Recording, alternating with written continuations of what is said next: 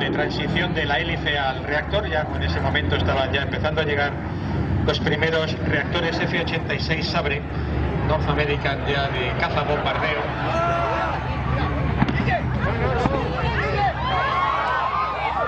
¡Hostia!